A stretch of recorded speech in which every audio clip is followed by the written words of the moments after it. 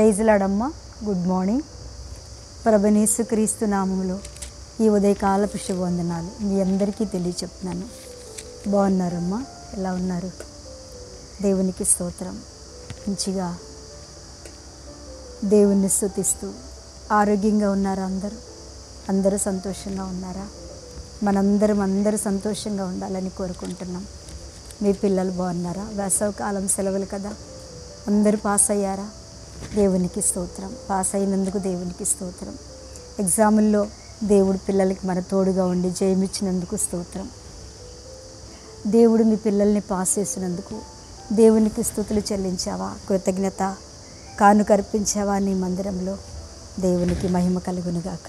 ఒకవేళ మీరు ఇంకా అర్పించకపోతే మీ మందిరానికి వెళ్ళి మీరు దేవునికి కానుక అర్పించి మందిరానికి దేవునికి మహిమకరంగా జీవించండి. ఎందుకంటే అమ్మా, రోజులు బాగోలేదు. దేవుడికి ముందు ప్రాధాన్యత ఇవ్వండి. ఆయన పెట్టే పరీక్ష, ఆయన పెట్టే విషయంలో అన్నిట్లో కూడా మనం దేవునికి ప్రాధాన్యత ఇచ్చినట్టయితే ఏదో క్షణంలో ఏ టైంలోనైనా ప్రభు మనల్ని ఖచ్చితంగా కాపాడుతాడు. శ్రమల నుంచి కానీ కష్టం నుంచి. సుఖంగా ఉన్నప్పుడు అన్నీ బాగానే ఉంటాయి. దేవుణ్ణి మర్చిపోయి దేవుని కార్యాలు మర్చిపోయి మనం ఇంట్లో ఉంటూ మన పిల్లల యొక్క గొప్ప స్థితులు మనం చెప్పుకుంటాం. కానీ దాని వెనక దేవుని హస్తం ఉందని మర్చిపోవద్దు. దేవుని కృప ఉందని మర్చిపోవద్దు.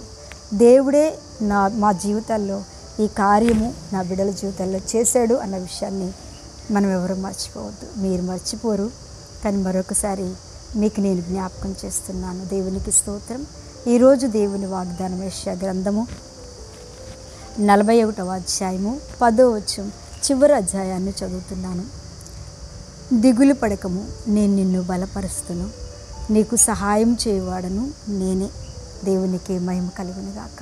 చక్కటి మాట. నేను ఒక రోజు నా బాధలో నేను కారులో నుంచి లోపలికి నా కాంపౌండ్లోకి మా ఇంట్లోకి వస్తున్నా. చాలా బాధ దుఃఖంతో ప్రభు అంటున్నాడు, గోడ మీద రాసిన ఒక వాక్యము నన్ను బలపరిచింది. భయపడకు, దిగులు పడకము, నీకు నేను సహాయం చేస్తాను అన్నాడు. నా కళ్ళమ్మడి నీళ్ళు బట్ట అది నా కారులోనే కూర్చున్నాను, కానీ కళ్ళమ్మట బట్ట నీళ్ళు కారిపోతున్నాయి. నేను వచ్చే బాధ, దుఃఖము, నిజంగా ఆ మాట నన్ను బలపరిచింది. ఆ వాగ్దానం నాకు ధైర్యాన్ని ఇచ్చింది. ఓహో, నా ప్రభు తప్పకుండా నాకు సహాయం చేస్తాడు. ఆయన అన్నాడు, దిగులు పడకము. నిజమే దేవుని బిడ్డలారా, ఎన్నో దిగుళ్ళు మనకు ఉంటాయి కదా. ఎంత విశ్వాసులమైనా దిగులు అనేది, బాధ అనేది, వేదన అనేది ఖచ్చితంగా మనకి తప్పదు. ఆ దిగులు టైంలో ఏ మనుష్యుడు ఆదరించినా మనుషులు చెప్తుంటారు, దిగులు పడకమ్మా, దేవుడు ఏదో ఒక రోజున కార్యం చేస్తాడు అంటారు. కానీ అసలు ఆయనే మనకు వాగ్దానం చేసినప్పుడు, అసలు ఆయనే మనకు అభయం ఇచ్చినప్పుడు, అసలు ప్రభువైన యేసయ్యే మనకింత ధైర్యం ఇచ్చినప్పుడు మనకెంత ధైర్యం వచ్చింది కదా. నిజమే. చివరి క్షణంలో ఆ మాటను పట్టుకొని నేను దేవుని సన్నిధిలో, ప్రభు సహాయం చేసే నీ హస్తాలు ఉండగా, సహాయం చేసే నీ ఉండగా నేను ఎందుకు భయపడాలి? ఎవరికి భయపడాలి? ఏ రోగానికి భయపడాలి? ఏ పరిస్థితులకు భయపడాలి అనుకున్నాను. తప్పకుండా నా ప్రభువు నాకు సహాయం చేశాడు. ఈ వాక్యం వింటూ, ఈ వాగ్దానం వింటూ ఈ ఉదయకాలమున ఏ విషయంలో దిగులు పడుతున్నావో దేవుని బిడ్డ, ఏ విషయంలో చింతపడుతున్నావో, ఏ విషయంలో ప్రభు వైపు చూస్తూ, అయ్యా నిజంగా నేను దిగులుగా ఉన్నాను, ఎవరికి చెప్పుకోలేకపోతున్నాను అని బాధపడుతున్నావా? తప్పకుండా దేవుడు ఏమంటున్నాడు, నీకు నేను తప్పకుండా సహాయం చేస్తానని చెప్తున్నాడు. ఆ సహాయం చేసే దేవుడు నీ జీవితంలో అద్భుతమైన కార్యము జరిగిస్తాడు.